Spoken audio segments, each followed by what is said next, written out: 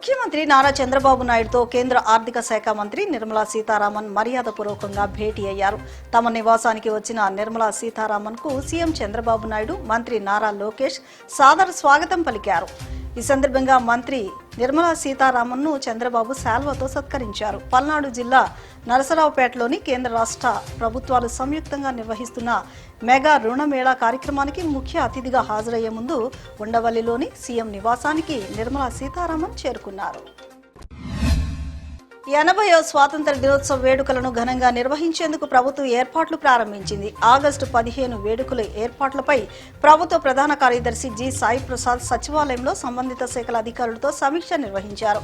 రాజధాని అమరావతిలోని ప్రస్తుత పెరేడ్ గ్రౌండ్ లో స్వాతంత్ర దినోత్సవ వేడుకలను నిర్వహించేందుకు అవసరమైన అన్ని ఏర్పాట్లు చేయాలని అధికారులను ఆదేశించారు. ఈ సమావేశంలో పలువురు ఉన్నతాధికారులు, ప్రత్యక్షంగా వివిధ శాఖల అధికారులు వర్చువల్ గా పాల్గొన్నారు.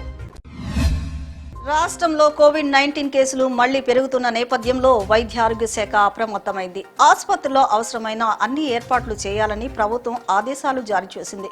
ముఖ్యంగా ప్రభుత్వ ఆసుపత్రిలో ప్రత్యేక కోవిడ్ వార్డులు, ఐసోలేషన్ బెడ్లు, ఆక్సిజన్ సదుపాయాలు, అవసరమైన మందులు అందుబాటులో ఉంచేందుకు చర్యలు వేగవంతం చేశారు. ప్రజలు ఎలాంటి ఆందోళన చెందాల్సిన అవసరం లేదని, జాగ్రత్తలు మాత్రం తప్పనిసరిగా పాటించాలని వైద్య నిపుణులు సూచిస్తున్నారు.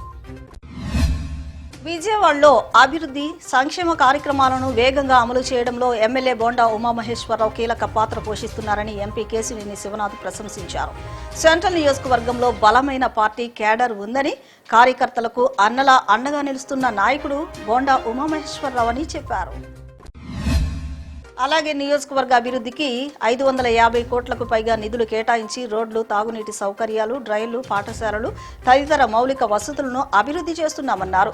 అర్హత ఉన్న ప్రతి లబ్ధిదారుడికి ప్రభుత్వ సంక్షేమ పథకాలు, ప్రయోజనాలు అందేలా చర్యలు తీసుకుంటున్నామని, తల్లికి వందనం నిధులు జమ కాకపోతే సంబంధిత సచివాలయం లేదా ఆన్లైన్ ద్వారా ఫిర్యాదు చేస్తే వెంటనే పరిష్కరిస్తామని ఎమ్మెల్యే బోండా ఉమామహేశ్వరరావు స్పష్టం చేశారు.